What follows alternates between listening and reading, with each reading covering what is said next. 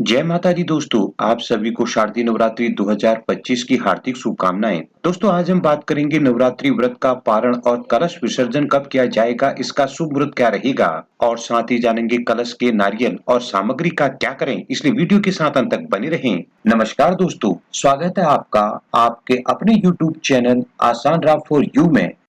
दोस्तों नवरात्रि का पर्व अब समापन की ओर है। नवरात्रि के 9 दिनों में देवी दुर्गा के 9 अलग-अलग रूपों की पूजा और व्रत उपवास के बाद अब बारी आती है हवन, कन्या पूजन, कलश विसर्जन और नवरात्रि पारण की। दोस्तों कुछ लोग 9 दिनों तक फलाहार व्रत करते हैं, तो वहीं कुछ एक समय भोजन ग्रहण कर व्रत करते हैं। कुछ अष्टमी को व्रत का पारण करते हैं, तो वहीं कुछ नवमी को। दोस्तों मान्यताओं के अनुसार नवरात्रि के दौरान 9 दिन पूजा के बाद दसवीं पर कलश विसर्जन किया जाता है। तो आइए जानते हैं नवरात्रि व्रत का पारण और कलश विसर्जन कब किया जाएगा और इसका मुहूर्त क्या रहेगा। आइए जान लेते हैं नवरात्रि व्रत का पारण कब करें। दोस्तों नवरात्रि पारण को लेकर अलग अलग जगहों की अपनी अलग अलग मान्यताएं हैं। कुछ लोग नवरात्रि व्रत का पारण अष्टमी तिथि को कन्या पूजन के बाद करते हैं, तो वहीं कुछ लोग नवमी तिथि में मां सिद्धिदात्री की पूजा, कन्या पूजन और हवन कर व्रत का पारण करते हैं। दोस्तों बहुत से लोग प्रतिपदा के दिन से लेकर नवमी तिथि तक पूरे 9 दिन के व्रत का पालन करते हैं। शास्त्रों के अनुसार पारण के लिए नवमी तिथि के अस्त होने से पहले का समय ही सर्वश्रेष्ठ माना गया है।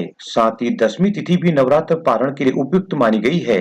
अब जान लेते हैं कलश विसर्जन और चौकी को कब हटाना चाहिए। दोस्तों शास्त्रों के अनुसार नवरात्रि पूरे 9 दिनों की होती है। 9 दिनों तक शक्ति की उपासना की जाती है, इसलिए 9 दिनों के लिए माता को घर में स्थापित करें और 10वें दिन विसर्जन करें। दोस्तों माता की चौकी और कलश का विसर्जन 10वीं तिथि में ही करना चाहिए। ध्यान रखें कि कलश विसर्जन हमेशा शुभ मुहूर्त देखकर ही करें। दोस्तों अगर आपने मिट्टी का कलश लिया है तो उसे बहते हुए जल में प्रवाहित करना चाहिए, अन्यथा धातु के कलश के जल को पेड़ पौधों में डालना चाहिए। अब जान लेते हैं कलश विसर्जन विधि के बारे में। दोस्तों शास्त्रों में कहा गया है कि जिस तरह कलश की स्थापना के नियम हैं, उसी तरह कलश विसर्जन भी नियमानुसार ही करना चाहिए। कलश विसर्जन से पहले देवी माँ की पूजा कर ओम श्रीम श्रीम क्लीम हुम मंत्र का जाप करते हुए कलश विसर्जन की विधि प्रारंभ करें। दोस्तों नवरात्रि के दौरान हुई भूल के लिए क्षमा प्रार्थना करें और ऊपर दिए हुए मंत्र का जाप करते हुए कलश को सम्मान पूर्वक उठाएं और कलश का जल पहले अपने ऊपर छिड़कें और फिर घर के सभी सदस्यों पर छिड़कें।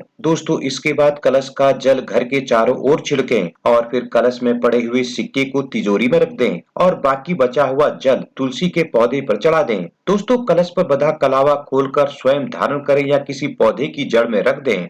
अब जान लेते हैं नवरात्रि पारण और कलश विसर्जन का शुभ मुहूर्त क्या रहेगा। दोस्तों दसवीं तिथि आरंभ होगी 1 अक्टूबर सायंकाल 7:01 पर और दसवीं तिथि का समापन होगा 2 अक्टूबर सायंकाल 7:11 पर। दोस्तों दसवीं तिथि समाप्त होने से पहले आप कभी भी नवरात्रि व्रत का पारण कर सकते हैं। दोस्तों कलश विसर्जन का सर्वश्रेष्ठ शुभ मुहूर्त रहेगा 2 अक्टूबर प्रातःकाल 7:27 से प्रातःकाल 9:13। आप जान लेते हैं कलश के नारियल का क्या करना चाहिए। दोस्तों शास्त्रों के अनुसार कलश के ऊपर रखे नारियल को श्रीफल कहा जाता है। श्री अर्थात लक्ष्मी। कहते हैं कि इस पर माता की विशेष कृपा और आपके 9 दिनों की तपस्या का फल होता है। ऐसा माना जाता है कि नवरात्रि के उपरांत अगर आप इस नारियल को लाल कपड़े में लपेटकर पूजा स्थल पर रख देते हैं, तो यह आपके लिए विशेष तौर पर फलदायी साबित होता है। दोस्तों इसके अलावा नवरात्रि के बाद इस नारियल को पानी में विसर्जित भी किया जा सकता है, लेकिन कहते हैं कि अगर इसे आप प्रसाद के रूप में खुद ग्रहण कर इसका प्रसाद बांटते हैं, तो आपको इसके चमत्कारिक लाभ मिलते हैं। जय माता दी। दोस्तों आपको ये वीडियो और जानकारी कैसी लगी हमें कमेंट करके जरूर बताएं। वीडियो को ज्यादा से ज्यादा लाइक शेयर करें और इसी तरह की वीडियो के लिए हमारे चैनल को अभी सब्सक्राइब कर बेल आइकन को भी प्रेस करें, ताकि आगे आने वाली वीडियोज की नोटिफिकेशन आपको सबसे पहले मिल सके।